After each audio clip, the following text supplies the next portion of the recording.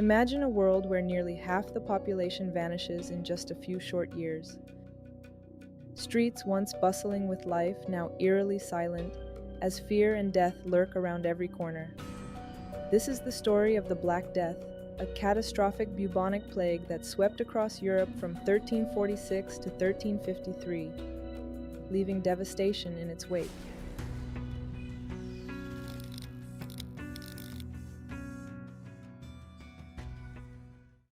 One of the deadliest pandemics in human history, the Black Death claimed the lives of as many as 50 million people, wiping out nearly 50% of Europe's population. Caused by the bacterium Yersinia pestis, the disease spread swiftly through fleas, carried by rats, and even through the air. This microscopic killer didn't just bring death, it sparked social, religious, and economic upheaval that forever changed the course of European history. But the Black Death wasn't just an epidemic, it was the beginning of the Second Plague Pandemic, a terrifying chapter in human history that left an indelible mark on our world. Beyond the staggering death toll, the plague reshaped society, tearing apart the feudal order, challenging faith in the church, and forever altering the course of economies. The origins of the Black Death are shrouded in mystery and debate. While we know that the deadly bacterium Yersinia pestis was responsible, where and how this pandemic first took root is still up for discussion.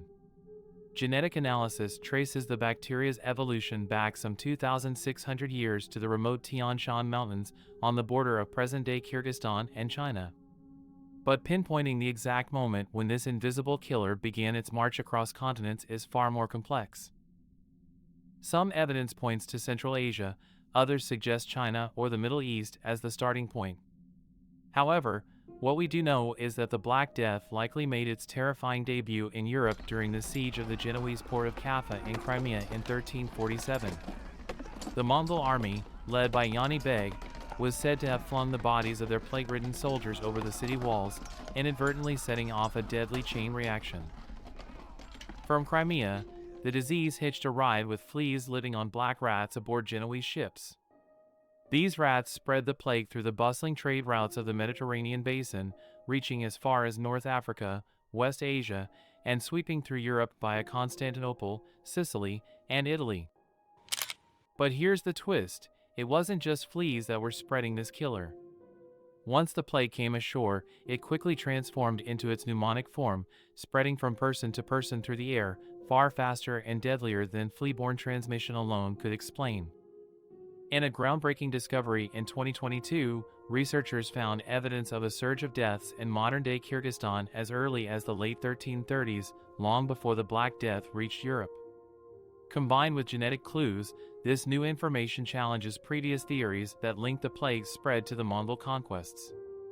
It turns out, the plague's deadly journey may have begun even earlier and taken a different route than we ever imagined. The Black Death wasn't just a singular event, it was part of a series of catastrophic disasters that shaped the late Middle Ages. In fact, the plague was the second great natural disaster to hit Europe, following closely after the devastating Great Famine of 1315 to 1317. Between these two crises, Europe was plunged into chaos and despair. The Black Death alone is estimated to have wiped out anywhere from 30% to 60% of Europe's population, and the devastation didn't stop there. The Middle East was also hit hard, losing roughly one-third of its population. Imagine entire villages, cities, and regions suddenly emptied of life. This was the reality of the time. Combined with other major challenges of the era, such as wars and economic decline, the so-called crisis of the late Middle Ages, Europe's population took centuries to recover. In fact, it wasn't until the 16th century, almost 200 years later, that Europe's population returned to its pre-plague levels. The Black Death wasn't just a moment in history, it was a recurring nightmare that haunted generations, forever changing the course of humanity. Contemporary European writers, struggling to describe the sheer scale of the devastation, turned to Latin, calling it pestis or pestilentia, meaning pestilence, epidemia, for epidemic, and mortalitas, translating simply to mortality. In English, it became known as the pestilence, the Great Pestilence, or simply, the Plague. Some even called it the Great Death, a haunting reminder of its unstoppable reach. Interestingly, the term Black Death wasn't used during the time of the pandemic itself. In fact, none of the European languages referred to the 1347 plague as black in any formal way during the outbreak. It wasn't until the 1750s, some 400 years later, that the name Black Death first appeared in English, translating from the Danish phrase Den Sort Dod, or the Black Death. This chilling label began to stick, largely popularized by Swedish and Danish writers in the 15th and 16th centuries. Before this, most European languages used the Latin term Magna Mortalitas, meaning Great Death, to describe the pandemic.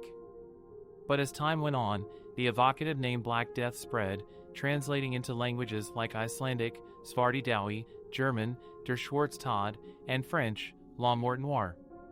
It became the ominous name we all recognize today, a fitting title for one of the most deadly and terrifying pandemics in history. The phrase Black Death may evoke the haunting image of the plague, but the concept of death as black is far older than the pandemic itself. In fact, the idea dates back to ancient times. Homer, in his epic The Odyssey, used the term to describe the terrifying Scylla, a monstrous creature with mouths full of black death. Even in the ancient world, blackness was associated with the unknown and fatal, a darkness from which there was no escape. By the Roman era, the philosopher Seneca the Younger may have been the first to link Black Death specifically with disease, using the Latin phrase mors aetra to describe the lethal nature of a deadly epidemic. But he wasn't alone. Centuries later, in the 12th and 13th centuries, the French physician Gilles de Corbeil referred to Black Death in medical terms, describing a pestilential fever, a disease as ominous and unstoppable as death itself. The term mors nigra, which also translates to Black Death, appeared in 1350 in the writings of Belgian astronomer Simon de Covino, in a poem that suggested the plague was caused by an astrological alignment of Jupiter and Saturn. His work, though poetic, reflected the fear and confusion of the time, trying to make sense of a plague so deadly that it seemed otherworldly. However, Covino's use of the phrase was more likely tied to the deadly nature of disease in general, rather than specifically to the pandemic of 1347. Fast forward to the 19th century, historian Cardinal Francis Aidan Gasquet wrote extensively about the Great Pestilence, suggesting that what had swept through Europe was a form of bubonic plague. And by the early 20th century, the term Aetra mors, Black Death, was firmly linked to the 14th century pandemic. According to Danish historian J.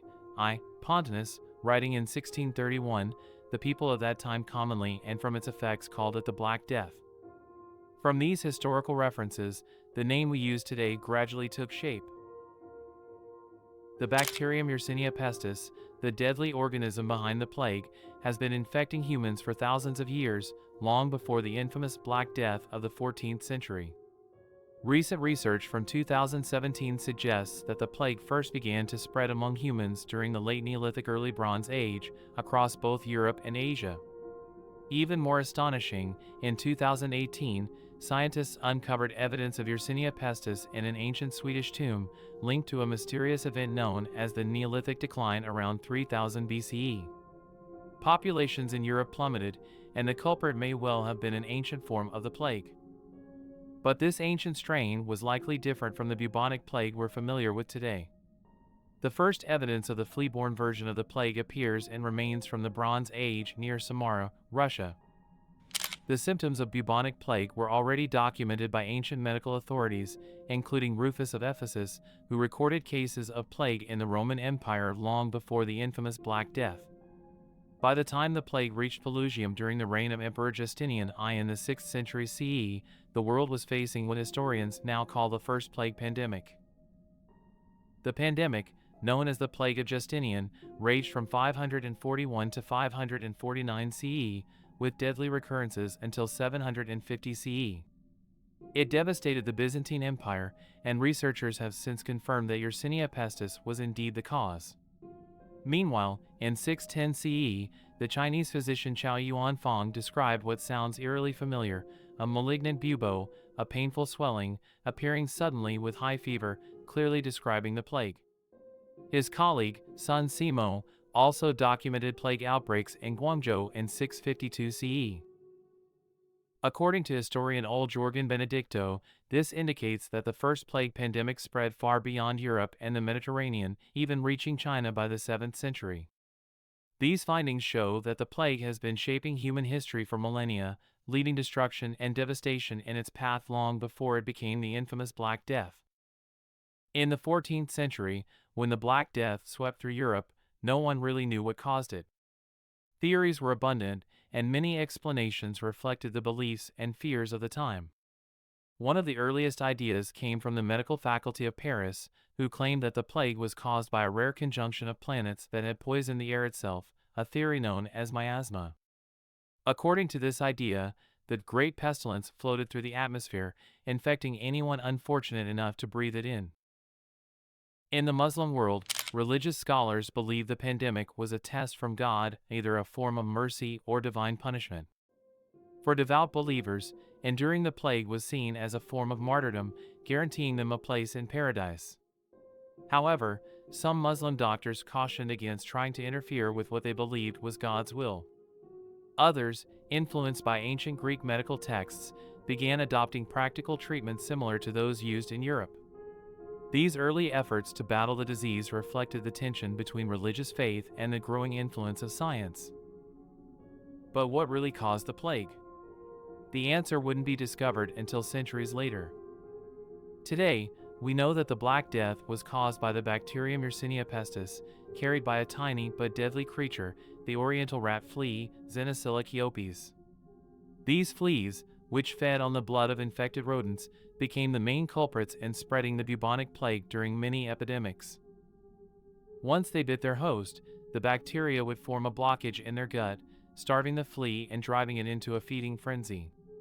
In an attempt to clear the blockage, the flea would regurgitate the bacteria back into the bite wound, infecting the human host with thousands of plague-causing organisms. Interestingly, climate change in Asia during the 14th century likely played a key role in the spread of the plague. As droughts hit the grasslands of Central Asia, rodents like marmots began migrating to more populated areas, bringing the infected fleas with them. These fleas would soon find their way onto black rats, which lived in close proximity to humans in towns and cities. The bacterium Yersinia pestis was first discovered during a plague outbreak in Hong Kong in 1894 by Alexander Yersin, a student of Louis Pasteur. Yersin identified rodents as the main carriers of the plague, and his discovery was later confirmed by Paul Louis Simond in 1898, who revealed the role of fleas in the transmission of the disease. This deadly flea-to-human transmission depended on two populations of rodents, one that was resistant to the disease, acting as hosts to keep it circulating, and another that had no resistance at all. When this second population began to die off in large numbers, the fleas turned to humans as their next victims, sparking devastating human epidemics. The mystery of the Black Death's true cause puzzled historians and scientists for centuries, but in recent years, DNA evidence has finally provided the answers we've been searching for. In southern France, skeletons unearthed from mass graves dating back to 1720 to 1721 in Martigues revealed something groundbreaking: molecular traces of the Yersinia pestis bacterium, the same organism responsible for the bubonic plague. This find confirmed that the Second Plague pandemic, which began with the Black Death in 1347, continued its deadly course until 1750. But it wasn't until 2010 that we received definitive confirmation. Using cutting-edge DNA techniques like polymerase chain reaction, PCR, a team of researchers led by Hensch et al. Analyzed remains from mass graves across Europe. Their target? The tooth sockets of victims from the Black Death. What they found was conclusive: Yersinia pestis was the primary culprit behind the pandemic that devastated Europe. This discovery put to rest centuries of speculation and firmly established that Y. pestis was the cause of the medieval plague outbreaks. In 2011, even more light was shed on this grim chapter of history. Genetic evidence from plague victims in the East Smithfield burial site in England confirmed that the strain of Yersinia pestis responsible for the Black Death no longer exists today. According to Schumann et al., this medieval variant has since evolved, but its legacy remains in the DNA of modern strains. Later that same year, another breakthrough came when Boss et al. Published the first draft genome of Yersinia pestis taken from victims buried in East Smithfield. Their research revealed that the Black Death strain is the ancestor of most modern Y. pestis strains, linking the medieval pandemic to later outbreaks, including the third plague pandemic of the 19th century. In fact, the genetic evidence doesn't just connect the Black Death to more recent plagues, it traces the lineage even further back in time to the plague of Justinian in the 6th century. Prehistoric plague genomes have also been recovered, showing us that Yersinia pestis has been shaping human history for millennia. Perhaps one of the most fascinating discoveries came from the DNA of 14th century skeletons in London. This DNA was nearly identical to the strain of Y. pestis that caused an outbreak in Madagascar as recently as 2013. It's a chilling reminder of the bacterium's persistence and the connection between ancient and modern plagues. And as if that weren't enough, further genetic evidence has traced the origin of Yersinia pestis back to the Tian Shan Mountains in Kyrgyzstan. From this remote region, the bacterium began its deadly journey across continents, leaving devastation in its wake, forever changing the course of human history. Imagine walking through the streets of a bustling medieval city, Paris, London, or Rome. But instead of the picturesque cobblestone streets we often think of, you're greeted by filth, pigs, chickens, and even horses roam freely through the streets, mixing with piles of human and animal waste. Hygiene, as we know it today, was practically non-existent. By the 14th century, the importance of hygiene wouldn't be understood for another 500 years, long before the germ theory of disease revolutionized our understanding of illness. Back then, medieval cities were cesspools of filth. Streets were so dirty in cities like Paris and Florence that they earned colorful nicknames. In Paris, streets like Rue Merdu, Rue Merdier, and even Rue du Pipi were quite literally named after waste. In medieval London, the situation was no better. Homeowners were supposed to clean the area in front of their homes, but many were careless. Residents often complained about the unbearable stench caused by dung, blood, and runoff from nearby slaughterhouses flooding the streets. One unfortunate resident had to deal with the stink of horse dung and horse piss just outside his home. Another person lamented how his garden had been ruined by the putrid runoff from a slaughterhouse, making the area foul and abominable to everyone nearby. But here's where it gets even worse. Imagine medieval sanitation laws consisting of a simple rule: before you dumped your chamber pot into the street from an upper window, you were legally required to shout "Look out below" 3 times as a warning to anyone walking underneath. These unhygienic conditions created the perfect environment for disease to spread, but it wasn't just poor sanitation practices. The belief that bathing was a temptation didn't help either. Early Christians like Saint Benedict advised that those in good health, especially the young, should avoid bathing as much as possible. One extreme example was Saint Agnes, who reportedly died without ever having bathed. Without hygiene, the streets teemed with parasites, human waste, and animals, turning European cities into breeding grounds for diseases like the Black Death. It's no wonder that the plague, with its deadly bacteria and fast-spreading fleas, was able to devastate entire populations. It's easy to see how the filthy, cramped streets of medieval Europe became the perfect storm for this horrific pandemic. During the time of the Black Death, researchers faced significant challenges due to a lack of reliable data, especially in regions like England. With no census between the Doomsday Book of 1086 and the poll tax of 1377, population estimates are all over the place, sometimes varying by more than 100%. This means much of what we know about how many people died comes from extrapolating figures from specific groups, like the clergy, which isn't entirely accurate. In an effort to better understand the spread and death toll of the plague, researchers have turned to mathematical models. One interesting theory proposed in 2018 suggests the disease might not have spread primarily by rats and their fleas, as traditionally believed. Instead, human fleas and body lice could have played a larger role. This model fits more closely with the speed and spread of the epidemic than the rat-flea-human hypothesis, which would have resulted in a slower, more delayed spike in deaths. Not everyone agrees on this, though. Scholar Lars Wallow has pointed out that many researchers assume the model of rat-flea-human transmission, which was developed based on outbreaks in India, is the only way Yersinia pestis could spread. Others, like historian Monica Green, argue that we need to consider other animals, possibly even non-commensal species that could have helped spread the plague. Supporting this alternative theory is archaeologist Barney Sloan, who points out that in London, there's little evidence of mass rat die-offs in the archaeological record from the time of the Black Death. He believes that if rats were the primary culprits, we would see more evidence of their sudden extinction. Instead, the speed with which the plague spread suggests it may have been passed directly from person to person, likely through body lice or fleas. Recent research in 2018 supports this idea, further challenging the long-held belief that the plague primarily spread via rats. To this day, the debate surrounding the true cause and spread of the Black Death remains unresolved. While Yersinia pestis, the bacteria responsible for bubonic plague, is widely accepted as the primary culprit, no single explanation has achieved universal acceptance. Many scholars believe that the pandemic's widespread devastation was not solely due to bubonic plague, but rather a combination of diseases, including typhus, smallpox, and respiratory infections. This complex cocktail of illnesses, in addition to bubonic plague, could better explain the high mortality rate and the various symptoms recorded during the outbreaks.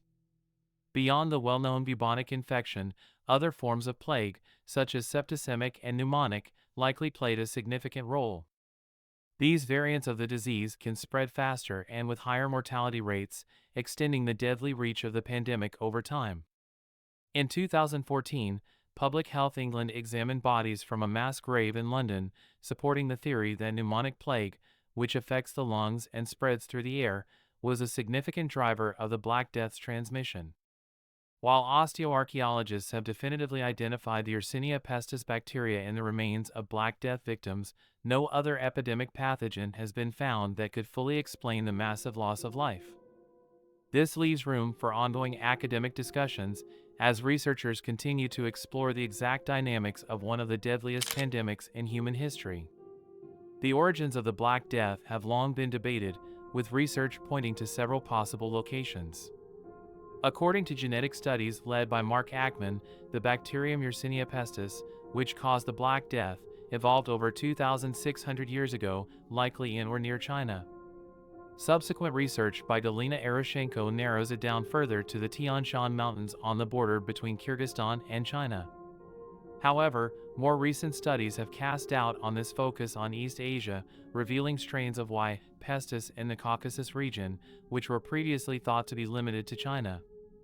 This discovery challenges earlier assumptions, as there is no direct textual or physical evidence of the Black Death in 14th century China.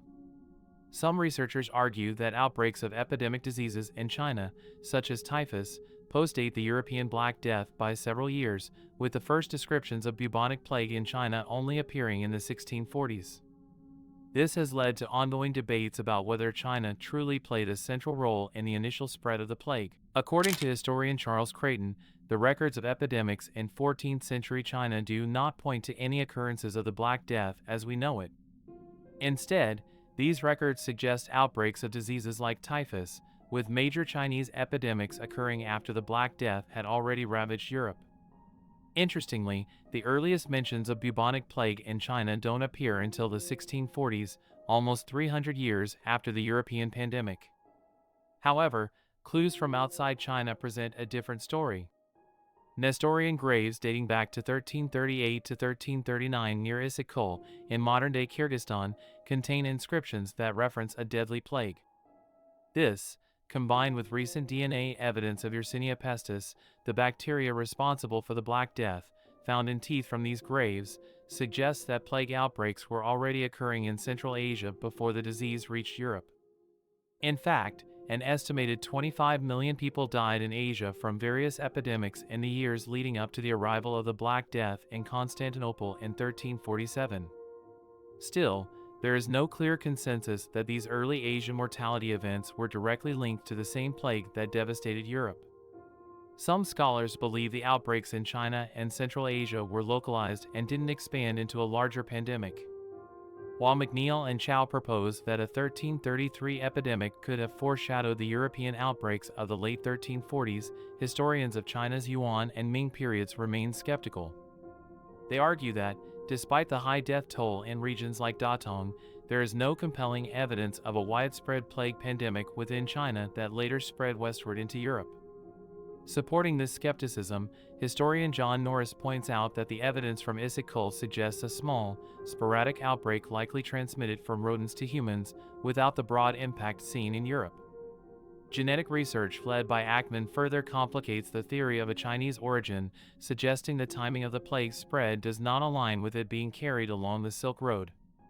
Trade along the Silk Road had been significantly disrupted by 1325, and by 1340, many Western and Middle Eastern merchants had stopped using the route altogether, making it unlikely that the Black Death spread via this avenue.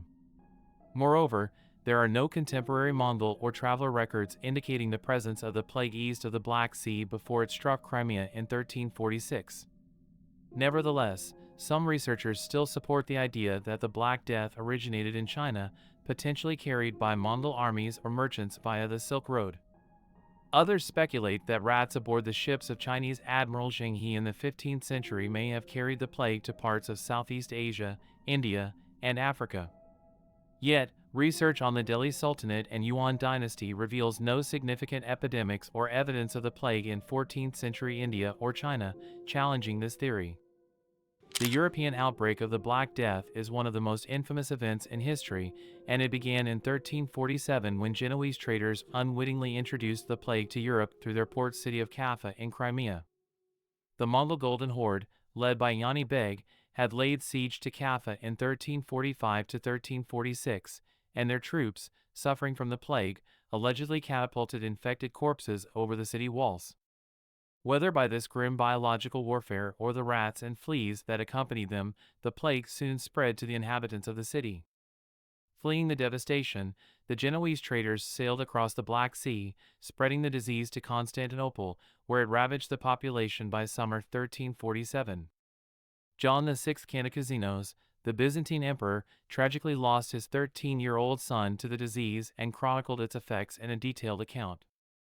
Not only did he describe the death toll, but he also noted the futility of medicine and the rising panic in the population as the Black Death claimed more and more lives. The outbreak in Constantinople would recur multiple times until the year 1400, but the first wave lasted a year and was devastating. From Constantinople, the Black Death began its relentless march across Europe. In October 1347, 12 Genoese galleys brought the plague to Sicily, and within months, it had spread throughout the island. By January 1348, it had reached Genoa and Venice, with Pisa serving as the entry point into northern Italy. The disease swept through France, Spain, and Portugal, reaching England by June 1348. In England, as chronicled by Geoffrey the Baker, the plague began in Dorsetshire before spreading across the entire country, leaving scarcely 1/10 of the population alive. The devastation continued eastward, reaching Germany, Scotland, and Scandinavia by 1350. A ship brought the plague to Norway in 1349, and from there, it spread to Russia, finally reaching Moscow in 1353. Interestingly, some parts of Europe with less established trade routes were spared the worst of the epidemic. Isolated regions in the Basque Country, Belgium, the Netherlands, and remote alpine villages saw fewer outbreaks. However, the Black Death was a near-universal scourge, aided by factors like malnutrition, which weakened immune systems, and unfavorable weather, which decimated plague-carrying rodent populations and forced their fleas to seek alternative hosts, including humans. One of the reasons the Black Death spread so rapidly was the severe malnutrition afflicting much of Europe at the time. Famines and poor harvests in the years leading up to the outbreak had left much of the population vulnerable. A weakened immune system meant that once the plague arrived, it tore through communities with little resistance, leading to one of the most catastrophic population declines in European history. The Black Death's devastation was not limited to Europe. It also struck various regions in the Middle East and North Africa, reshaping the economic and social structures in these areas. By autumn 1347, the plague had reached Alexandria, Egypt, transmitted by sea from Constantinople via a single merchant ship carrying slaves. The disease quickly spread through the city, and by late summer 1348, it had reached Cairo, the capital of the Mamluk Sultanate, which was the largest city in the Mediterranean basin and a significant cultural hub of the Islamic world. The plague wreaked havoc on Cairo, where the child sultan and Nasir Hassan fled in an attempt to escape the rapidly spreading disease. Over a third of Cairo's population, which numbered around 600,000, perished in a matter of months. The scale of the disaster overwhelmed the city's infrastructure. Corpses piled up along the banks of the Nile, and although Cairo had a medieval hospital, the famed Bimaristan of the Caloan complex, it was no match for the overwhelming number of victims. Historian Al-Makrizi described how grave diggers and those performing funeral rites struggled to keep up with the constant demand. The city faced not just one outbreak but recurring waves of the plague, with over 50 instances reported in Cairo alone over the next 150 years. The pandemic also swept eastward. By 1347, it had reached Gaza and, by July, Damascus. In October of the same year, the plague broke out in Aleppo and other cities in the Levant, like Ascalon, Acre, Jerusalem, Sidon, and Homs, soon followed. As the disease ravaged these areas, residents fled in panic, but many died along the way. Within 2 years, the plague had spread across the entirety of the Islamic world, from the Arabian Peninsula to North Africa. The plague spread west from Alexandria along the North African coast. In April 1348, it struck Tunis after arriving by ship from Sicily. At the time, Tunis was under siege by an army from Morocco, but the soldiers dispersed after contracting the disease, unknowingly bringing it back with them to Morocco. Some scholars suggest that the outbreak in Morocco may also have been triggered by an epidemic spreading from the Islamic city of Almeria in Al-Andalus, modern Spain. The pandemic even reached Mecca in 1348, brought by pilgrims making the annual Hajj. The infection spread rapidly among the pilgrims and the city's residents. In 1351 or 1352, the Razilid Sultan of Yemen, Al-Mujahid Ali, who had been held captive in Egypt, was released and returned home, unknowingly carrying the plague with him. The disease continued to spread through the region, devastating major cities like Mosul, which saw a massive epidemic in 1349, while Baghdad experienced a second wave of the plague. This widespread catastrophe altered the course of history in the Islamic world, permanently affecting its population, economy, and social fabric. The recurring outbreaks, like in Cairo, kept the region in a constant state of recovery for over a century, mirroring the struggles seen in plague-stricken regions of Europe. The signs of the Black Death, or bubonic plague, were horrifying, leaving little doubt about the impending death of its victims. The disease would begin with fever, typically between 38 to 41 degrees Celsius, 100 to 106 degrees Fahrenheit, accompanied by intense headaches, excruciating joint pain, nausea, vomiting, and an overwhelming sense of fatigue or malaise. These symptoms rapidly worsened, and without treatment, 80% of victims perished within 8 days. One of the most iconic symptoms of the plague was the appearance of swollen, painful lymph nodes, known as buboes, which typically developed in the groin, armpit, or neck. These buboes, filled with pus, would often burst, bleeding and oozing as they spread infection.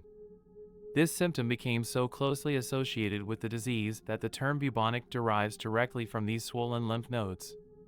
Contemporary accounts from the time are chilling and often incomplete, but one of the most detailed comes from the Italian writer Giovanni Boccaccio. He described the symptoms in his famous work The Decameron, where he wrote, "In men and women alike, it first betrayed itself by the emergence of certain tumors in the groin or armpits, some of which grew as large as a common apple, others as an egg.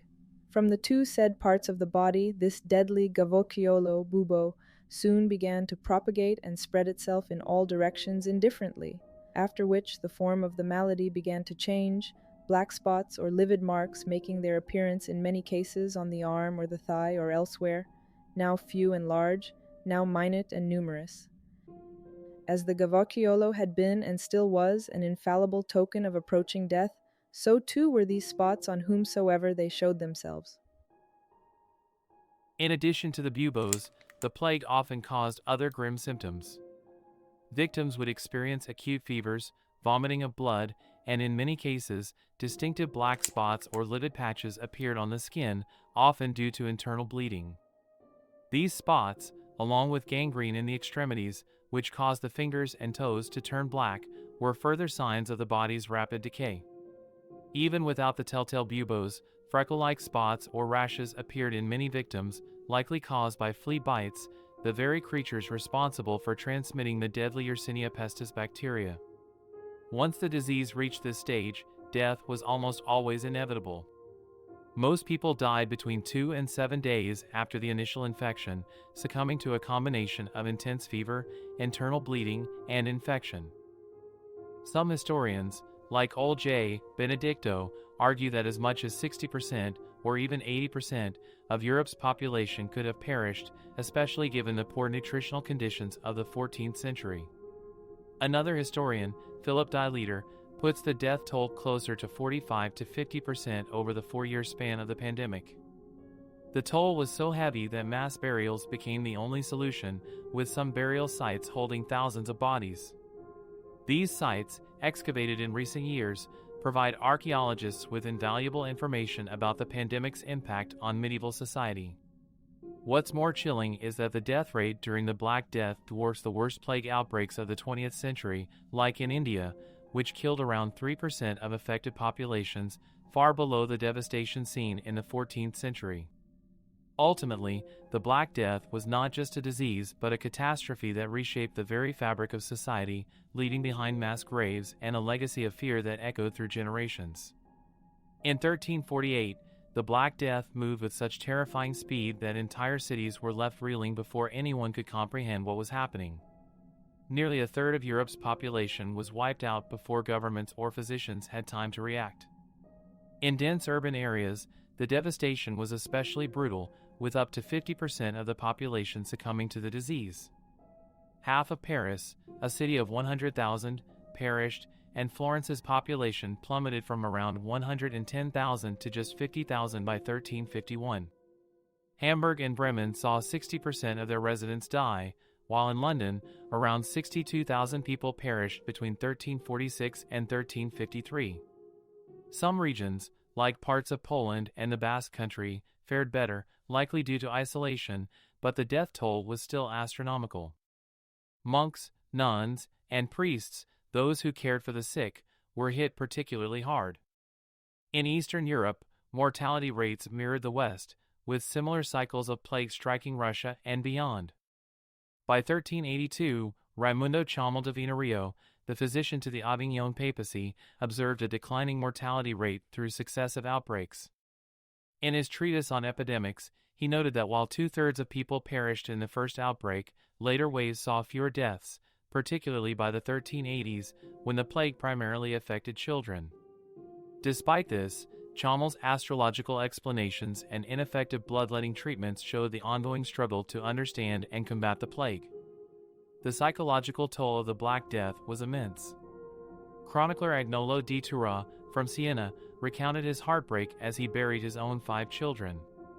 His words paint a harrowing picture of despair. None could be found to bury the dead for money or friendship. And so many died that all believed it was the end of the world. The Middle East also suffered greatly, with Iraq, Iran, and Syria seeing about 1/3 of their populations wiped out. Egypt was particularly devastated, with as much as 40% of Cairo's population dying within 8 months. The city, once home to 600,000 people, would see its population halved by the 18th century. The Black Death wasn't just a plague of bodies, it shattered communities, reshaped societies, and forever altered the course of history. The Black Death, like many pandemics throughout history, hit the poorest and most vulnerable people the hardest. Those already in poor health and struggling economically suffered disproportionately compared to the wealthier citizens. However, in the wake of the plague's devastation, an unexpected shift occurred. Wages skyrocketed due to the drastic labor shortage. With so many workers lost, landlords faced an uphill battle to keep their estates running. Rents collapsed in some areas, with properties that once earned £5 now bringing in only £1. At the same time, inflation ran rampant, and many laborers found that while wages had risen, their real incomes dropped. Those relying on money wages, like artisans and craftsmen, felt the sting of economic instability. Landowners, desperate to retain tenants, were forced to shift from demanding labor services to collecting monetary rents. But even this wasn't easy. Many properties were left empty and untended as entire families perished. The tax system crumbled as tax collectors refused to enter plague-infested areas, and the living poor saw little reason to cover the debts of the wealthy deceased. On a larger scale, the Black Death shook empires. The Mongol Empire, already facing internal pressures, saw trade networks disrupted by the pandemic, contributing to its eventual collapse. The social and economic changes in the wake of the Black Death reshaped the world, leaving lasting impacts that would be felt for centuries. A fascinating study by Thomas van Hoof of Utrecht University suggests that the massive loss of life caused by the Black Death had an unexpected side effect: climate change. With millions of deaths, vast areas of farmland were left abandoned, allowing nature to reclaim the land. This surge in reforestation may have contributed to a cooling of the climate, helping trigger what we now know as the Little Ice Age, a period of colder temperatures that lasted for several centuries. In the aftermath of the Black Death, Europe experienced a surge in religious fervor and fanaticism as people sought explanations for the devastation around them. Fear and confusion led to the scapegoating of various groups, including Jews, friars, foreigners, beggars, pilgrims, lepers, and Romani. Those suffering from skin conditions like acne or psoriasis were often mistaken for lepers and killed throughout Europe, their affliction seen as visible signs of contamination. With medieval medicine and governments unable to explain or halt the spread of the disease, many turned to astrological theories, believing that cosmic alignments or natural disasters like earthquakes were responsible. Others latched onto the idea that Jews were poisoning wells, further fueling violent anti-Semitic attacks. Some saw the plague as divine punishment for humanity's sins, believing that only by seeking God's forgiveness could they escape the wrath. This religious fanaticism led to widespread violence, particularly against Jewish communities. One of the most infamous events occurred in the Strasbourg massacre of February 1349, where approximately 2,000 Jews were murdered. Similar massacres followed, with entire Jewish communities in cities like Mainz and Cologne annihilated by August of the same year. By 1351, around 60 major and 150 smaller Jewish communities had been destroyed across Europe. Many Jews fled to Poland, where they were welcomed by King Casimir the Great, who offered them protection. Poland thus became one of the few places where Jewish communities could find refuge during this turbulent time. The tragedy of these attacks reflects the deep societal fractures and intense fear that accompanied the pandemic, as people sought to make sense of the unexplainable through acts of violence and misplaced blame. The social aftermath of the Black Death was profound, altering the fabric of medieval Europe in ways that shaped the centuries to come.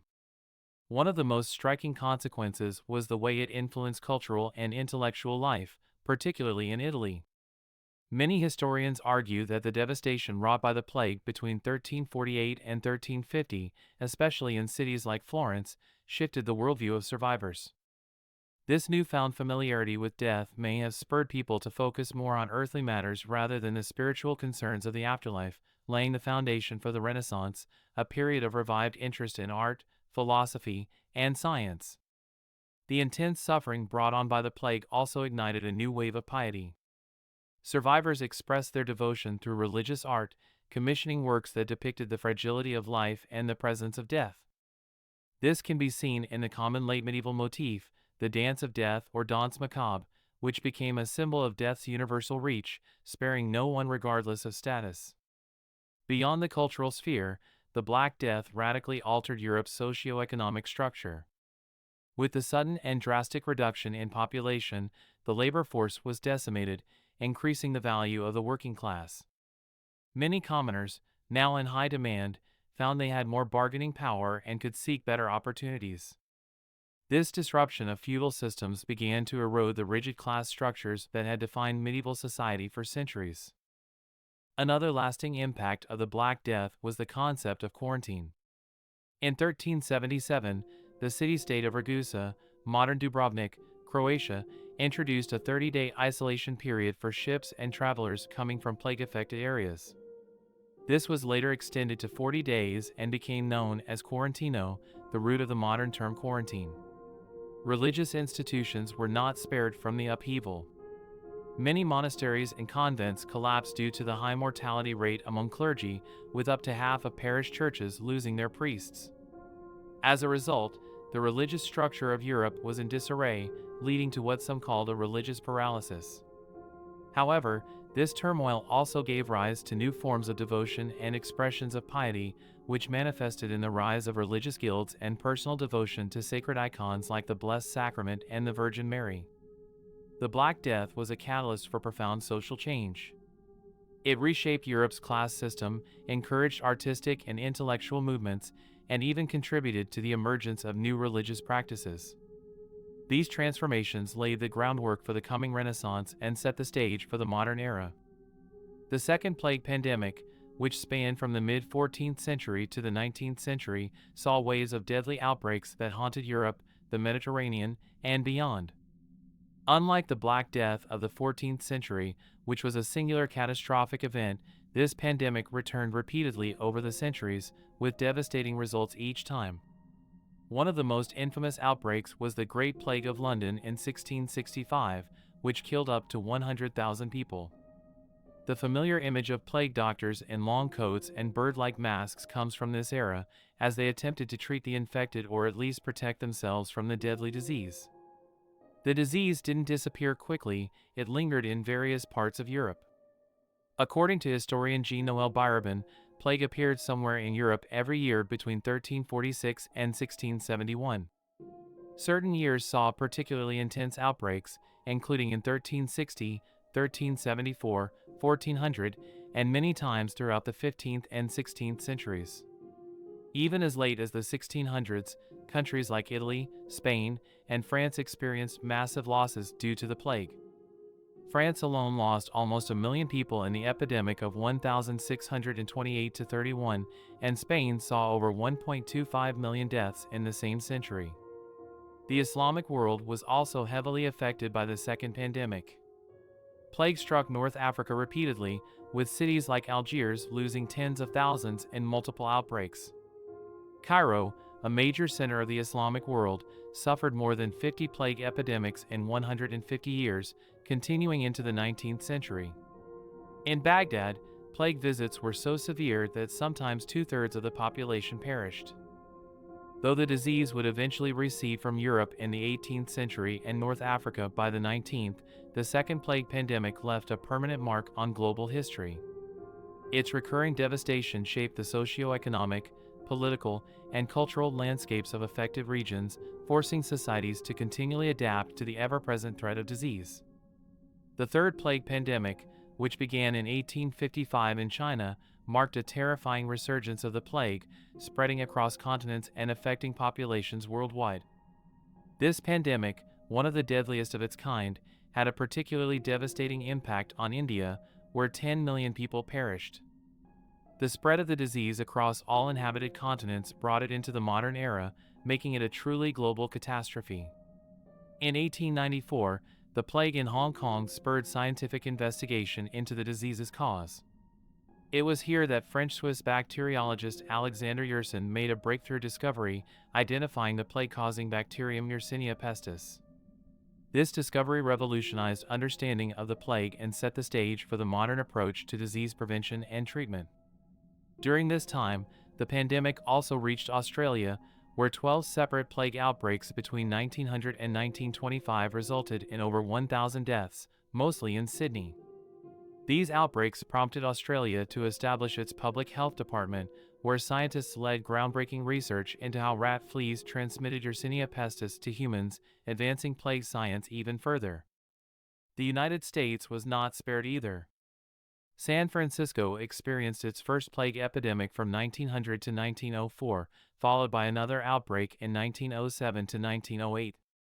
These episodes highlighted the importance of public health interventions and sparked international collaboration to contain and manage the plague during the 20th century. This pandemic, while not as concentrated in Europe as earlier ones, demonstrated the evolving global nature of disease outbreaks and highlighted the critical importance of medical science in combating such crises. In modern times, advances in medicine have provided effective ways to treat and control the plague. The use of insecticides to target fleas, antibiotics to treat infections, and the availability of a plague vaccine have significantly reduced the threat of widespread outbreaks. However, there are still concerns that the Yersinia pestis bacterium, which causes the plague, could develop resistance to these drugs, potentially reigniting the disease as a major health threat. A chilling reminder of this possibility occurred in Madagascar in 1995, where a case of drug-resistant plague was documented. More recently, Madagascar experienced another severe outbreak in November 2014, followed by the deadliest plague episode in modern history in October 2017. This outbreak claimed 170 lives and infected thousands, underscoring the ongoing risk the plague poses. As devastating as the Black Death was, it eventually ran its course, but not because of a single miraculous cure or intervention. In reality, the end of the plague was a combination of several factors. First, quarantine measures began to take hold. Some of the earliest recorded efforts to control the spread of the disease came from city-states like Venice, which imposed a 40-day isolation period for arriving ships, what we now call quarantine. Other cities closed their gates and restricted travel, creating small pockets of safety. Second, the disease simply burned itself out. In many areas, the Black Death killed so many people that it struggled to find new hosts. Those who survived often had a natural immunity, preventing the further spread of the disease in their communities. Seasonal changes and the natural decline in rat populations may have also played a role. As the plague bacteria, Yersinia pestis, relied heavily on rats and fleas for transmission, any environmental factor that disrupted this chain could have slowed the pandemic's spread. Lastly, human behavior changed. People began to take hygiene more seriously, cities improved sanitation, and knowledge of the disease's symptoms led to more effective isolation of the sick.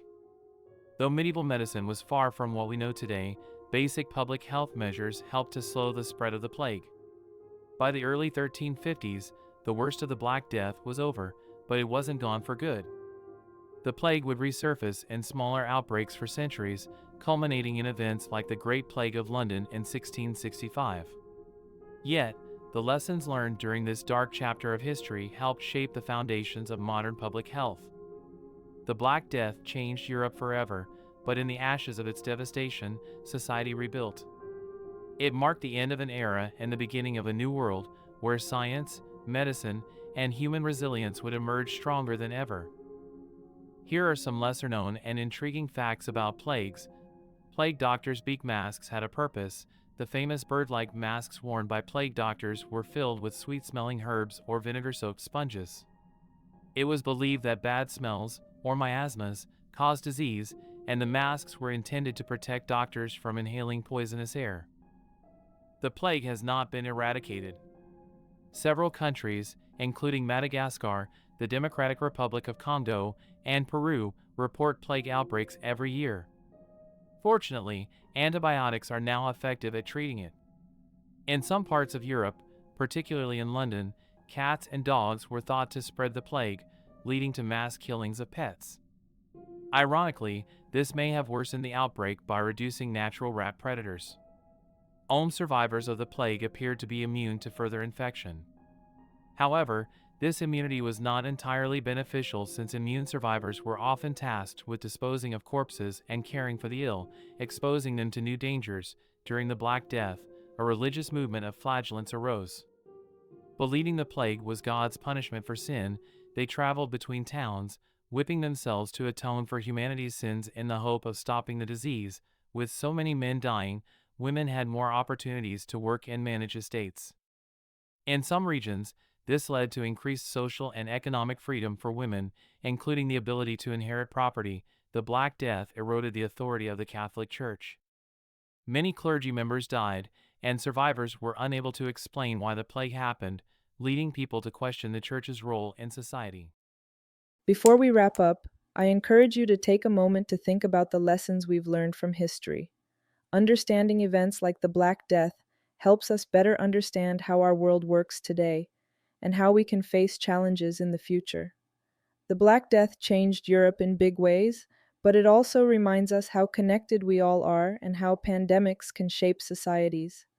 If you found this video helpful and interesting, please like and share it.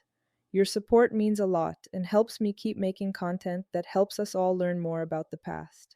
Thanks for joining me today, and I can't wait to share more historical stories and discussions with you on Andri Chat.